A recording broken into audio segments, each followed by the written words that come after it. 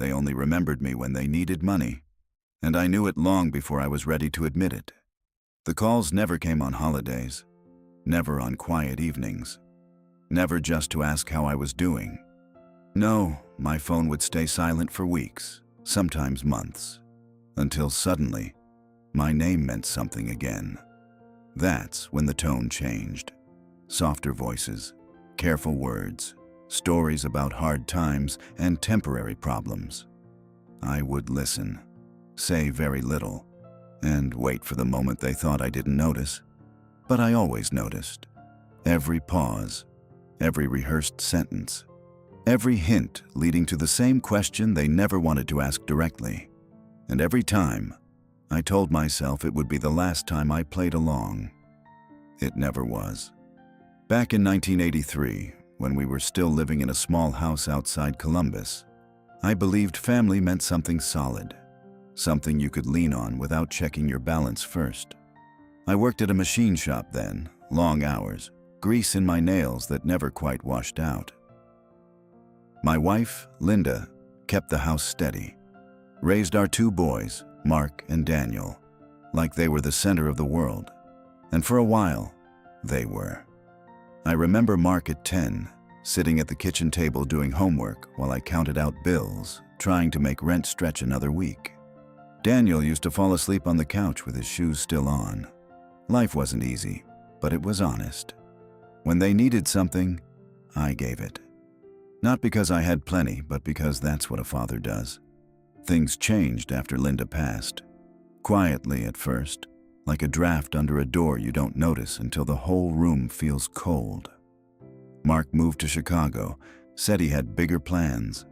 Daniel stayed closer, but even he started drifting. Different priorities, different tone. The visits got shorter, the conversations got thinner, and somewhere in between, I stopped being someone they came to and started being someone they calculated. The first time Mark asked for money, he sounded almost embarrassed. "Just until I get on my feet, Dad." I didn't hesitate. Wired him everything I had saved that year, told myself it was temporary. It wasn't. Years passed like that. Requests turned into expectations. Gratitude turned into silence. And me, I kept giving, thinking maybe the next time would be different. It never was. Then one afternoon, about 6 years ago, I got a call from Daniel.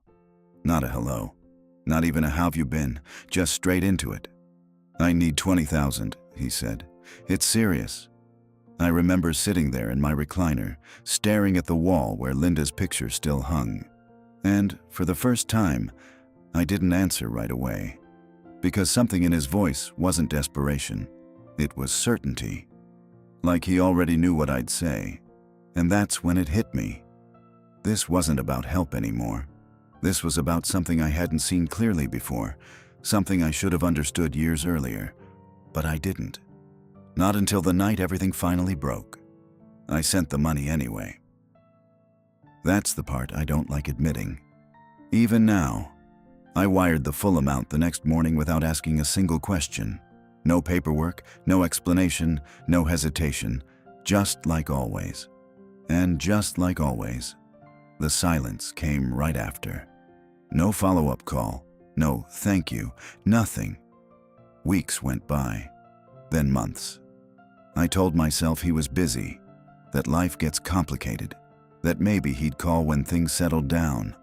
But deep down, I knew better. I'd lived long enough to recognize patterns, even the ones I didn't want to see. About a year later, Mark called again. Same soft tone, same careful pacing. "Dad, I hate to ask, but..." I didn't even let him finish. I just said, "How much?" There was a pause on the line, longer than usual, like he hadn't expected me to skip straight to it. 15, he said finally, just to cover a gap. A gap, that's what they always called it. Like my life savings were just filler for the spaces they couldn't manage themselves. I gave it to him, again. That became the rhythm of my life. Calls every few months, different stories, same ending. And every time, I told myself it was temporary, that one day they'd stabilize, that one day they'd remember who I was beyond the account number. But something started changing in me. Slowly, quietly, I began keeping track. Not out of anger, not at first. Just a simple notebook on the kitchen counter. Dates, amounts, short notes. Mark, business loan. Daniel, emergency. Mark, investment opportunity. It looked harmless, almost organized.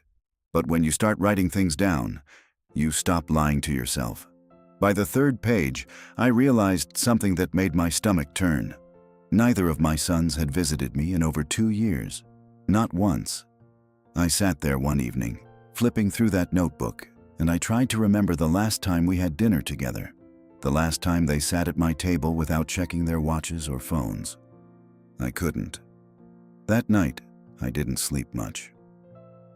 I kept thinking about Linda, about how she used to say, "Don't let love turn into obligation." I never really understood what she meant back then. I do now. A few days later, I decided to do something I hadn't done in years. I called them first. Mark didn't answer. Straight to voicemail.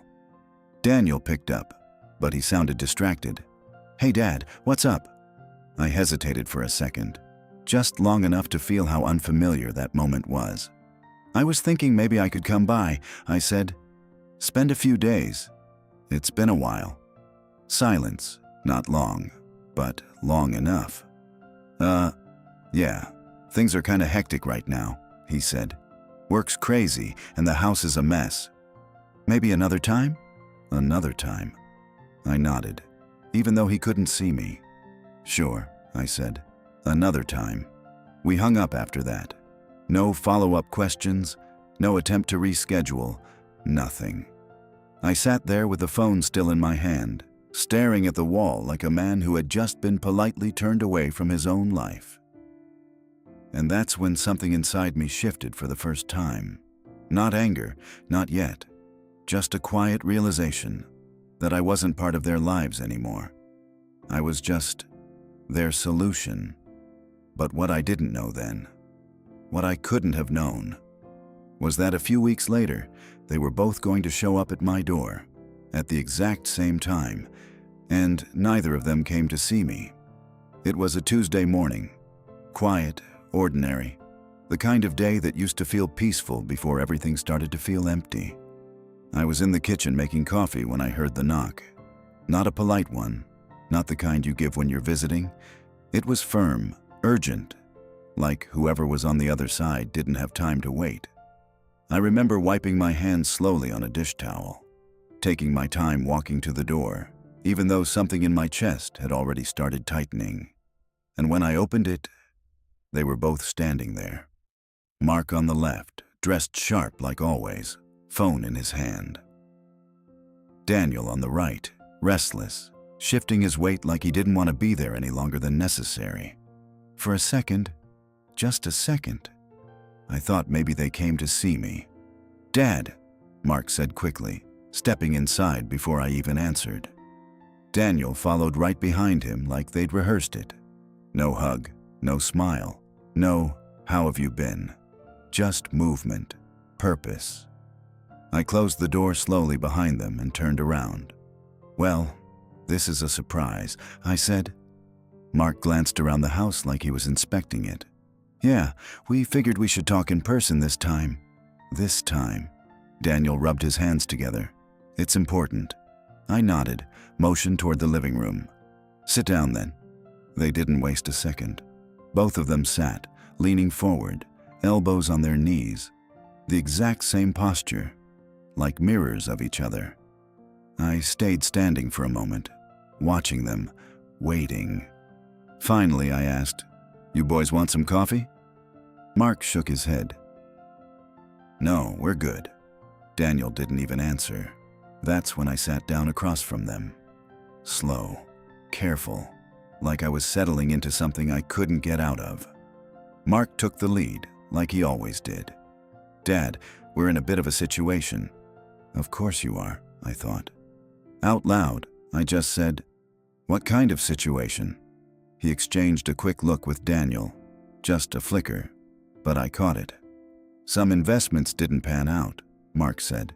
There's a property deal, and Daniel's tied into it too. Daniel leaned forward. It's temporary. We just need to stabilize things. Stabilize? I felt something cold settle in my chest. How much? I asked. They both hesitated this time, not because they were unsure, but because they were deciding how much truth I could handle. Mark finally said it. 80,000. The room went quiet. So quiet I could hear the clock ticking in the hallway. 80,000. Not a gap, not a favor, not help. That was a decision. I leaned back slowly in my chair, studying their faces. No shame, no hesitation, just expectation. Like this was already settled. Like I was just a step in the process. Daniel spoke again, softer this time. We wouldn't ask if it wasn't serious. I looked at him. Really looked this time, trying to find something familiar in his face. Something that reminded me of the boy who used to fall asleep on the couch with his shoes on. I couldn't find him. Instead, I saw a man who had already decided what I was worth. And then Mark said something small, but it cut deeper than anything else that morning. You've always come through for us, Dad. Always. Not, thank you. Not, we appreciate it. Just expectation dressed up as confidence. That's when I stood up, slowly. Not angry. Not yet. Just clear. And for the first time in years, I didn't walk toward my checkbook. I walked to the window instead, stood there for a moment, staring out at the empty street, because I already knew whatever I said next was going to change everything between us.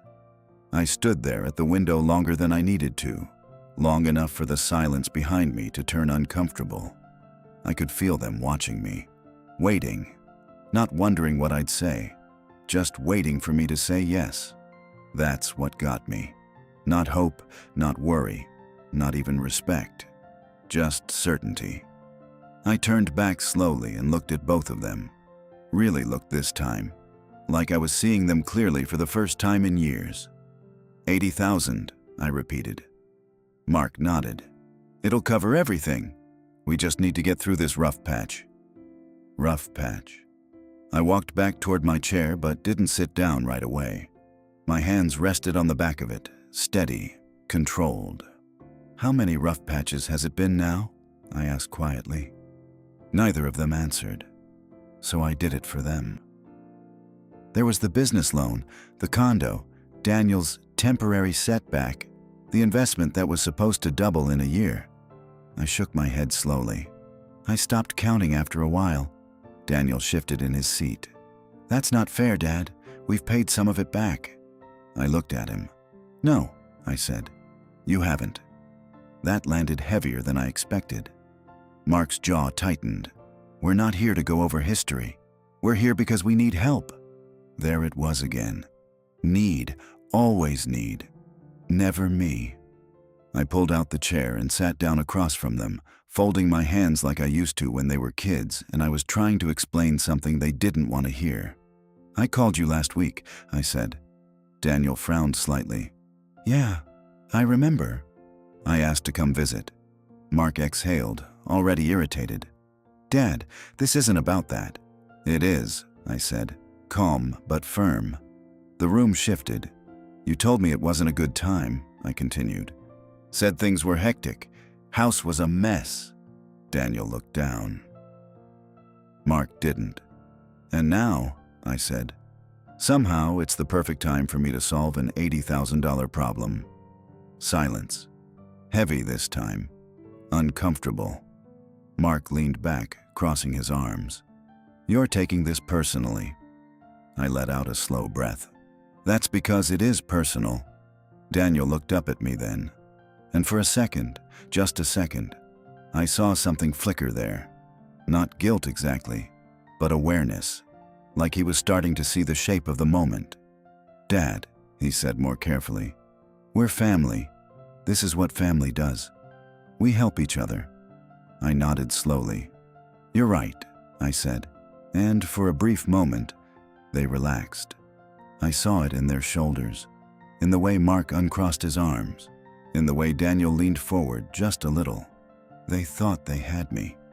That's when I reached over to the side table, picked up the old notebook I'd been keeping, and set it down on the coffee table between us.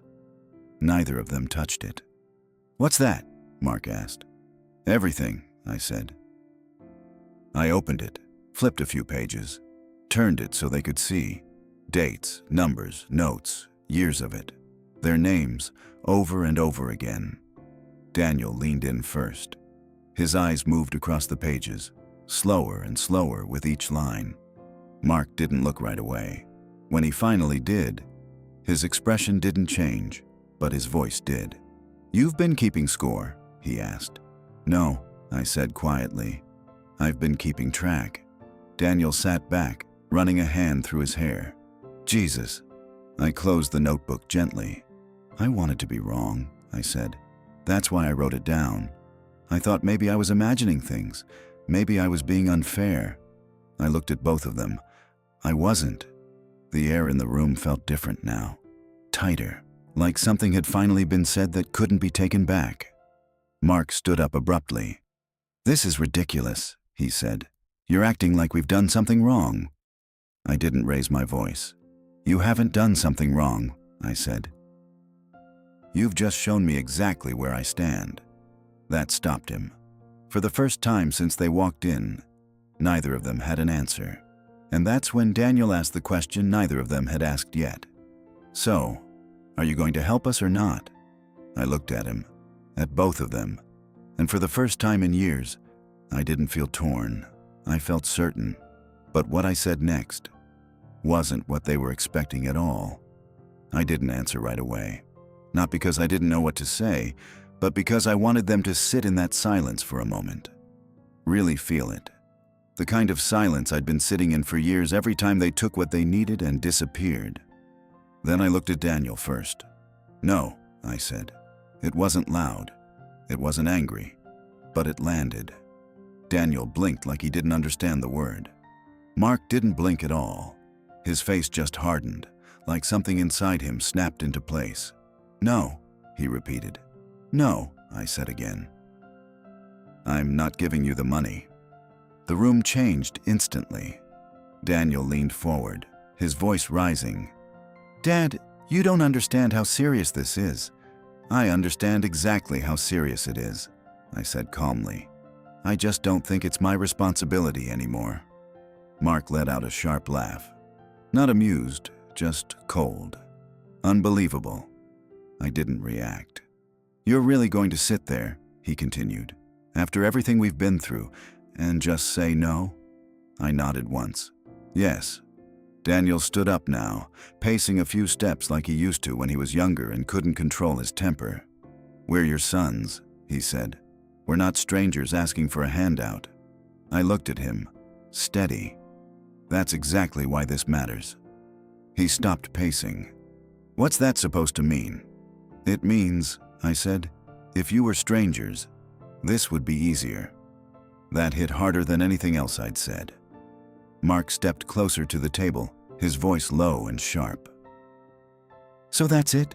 You're just cutting us off?" I shook my head slowly. "No," I said. "I'm stopping something that should have never started." Neither of them spoke. So I kept going, because this was the part I'd carried for years, the part I never said out loud. "I gave you money when you needed help," I said. "That was never the problem. The problem is, it never stopped being about need." Daniel frowned. "What are you talking about?" I looked at him, then at Mark. "You built your lives around the idea that I would always be there to fix things," I said. "Not as your father, but as your backup plan." Mark shook his head. "That's not true."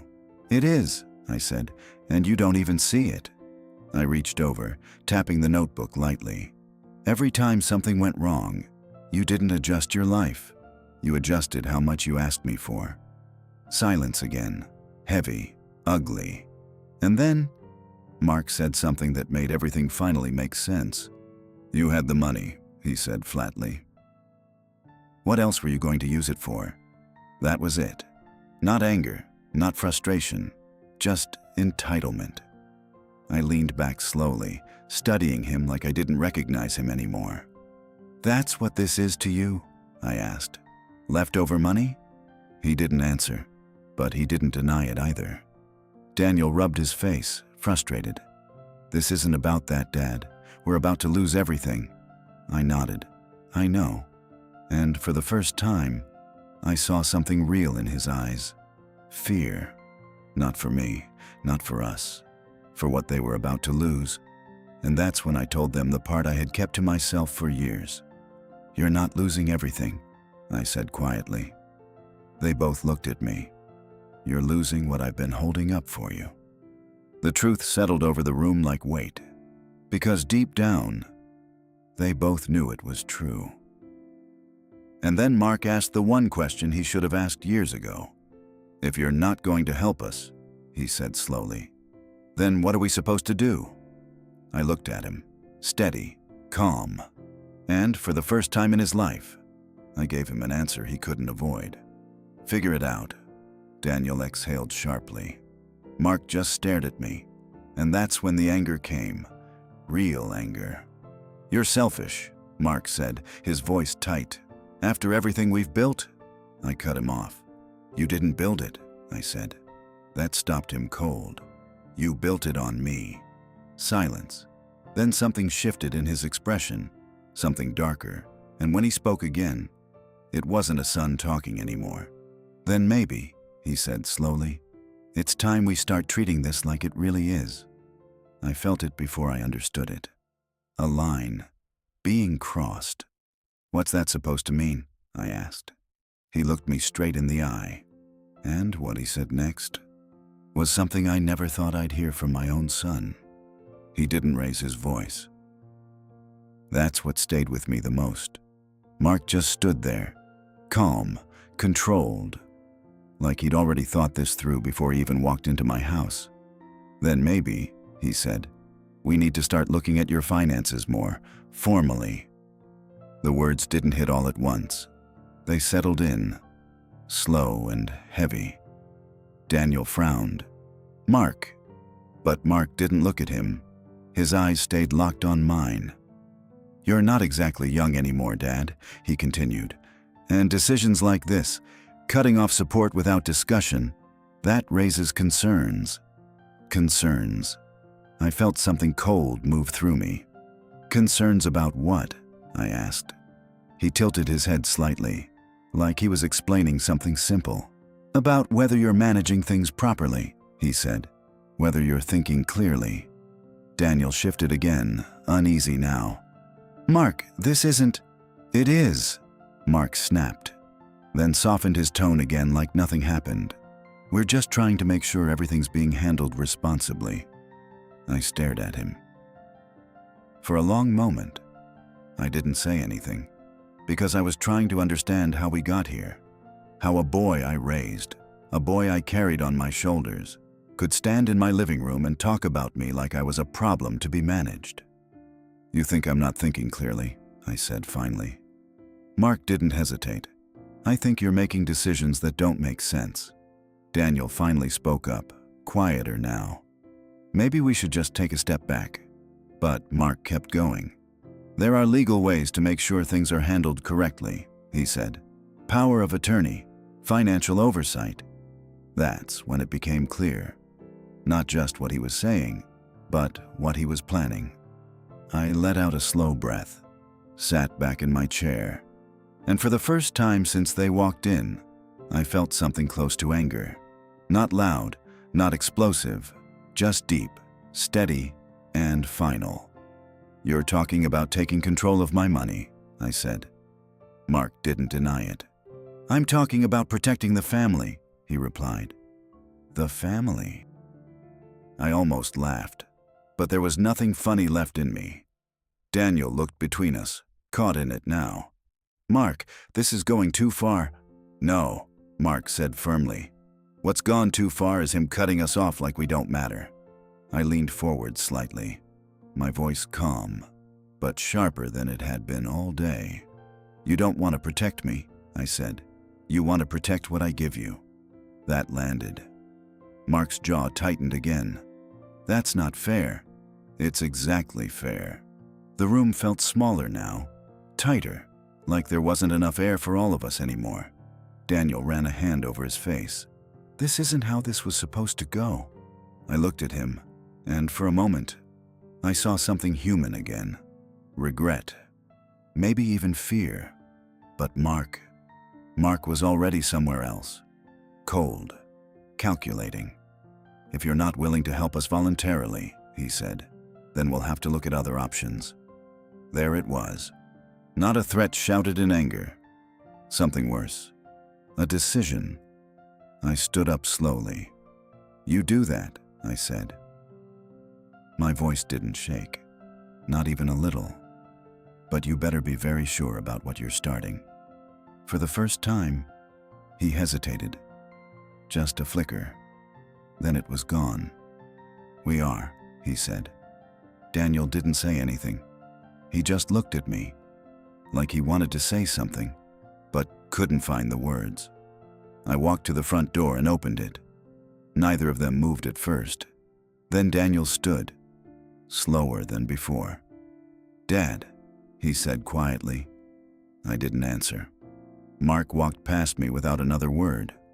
Daniel followed, but before he stepped out, he paused. I didn't know it would go like this, he said. I looked at him, and for the first time that day, my voice softened. I did, I said. He didn't have an answer for that. The door closed behind them, and just like that, the house was quiet again. But it wasn't the same quiet. This one had weight to it. I stood there for a long time, staring at the door, replaying every word in my head, every moment that led us here. And then, slowly, I walked back to the kitchen, sat down, and reached for the phone. Not to call them, not to fix anything, to do something I should have done years ago. Because if Mark thought he was going to take control of my life, he had no idea what I had already put in place, or who I had trusted instead. I sat there with the phone in my hand for a long time before I made the call. Not because I was unsure, but because I understood exactly what it meant.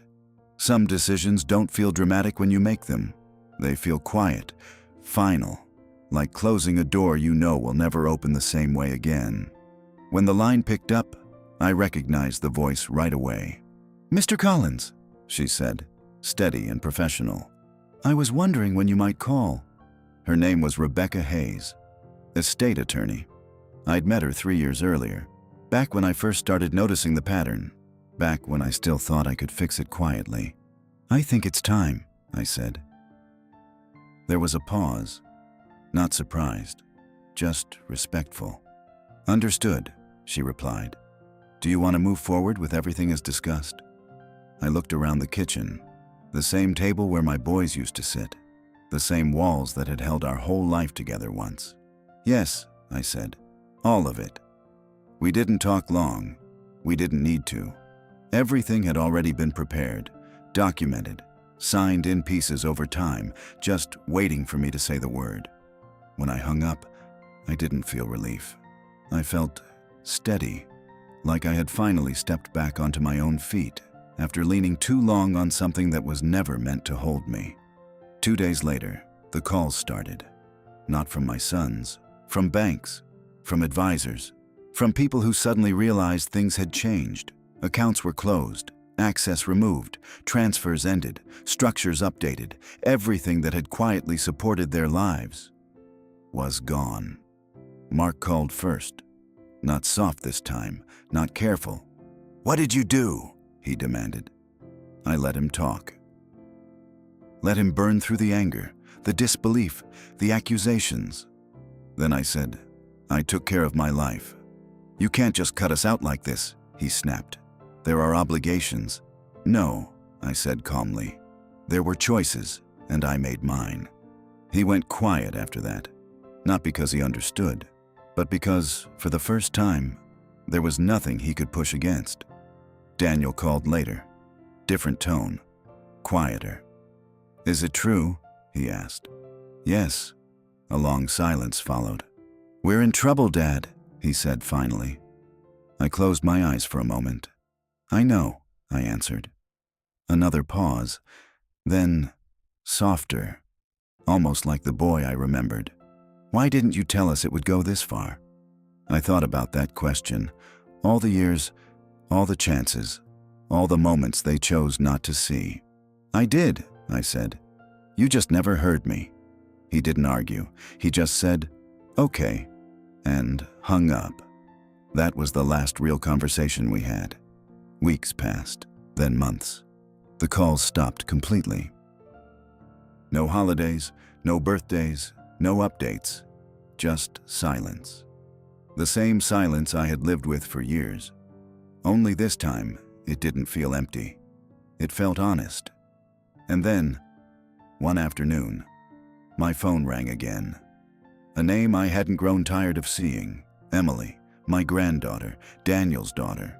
She was the only one who ever called just to talk.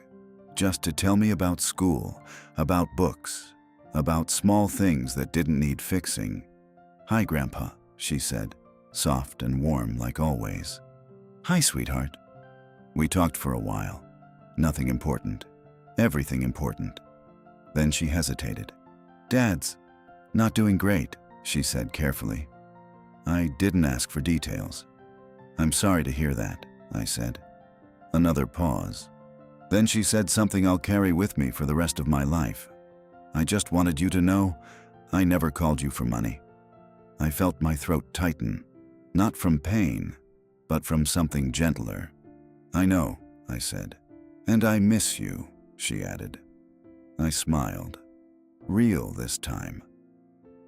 "I miss you too." We made plans to see each other the following week. Just us.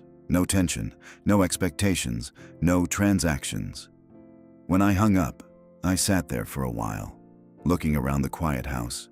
Same walls, same memories, but different meaning. I didn't lose my family. I just finally saw who was still there when the money was gone. And sometimes, that's the only truth you get in this life. And if you're lucky, it's enough. If this story meant something to you, subscribe. There's more to come.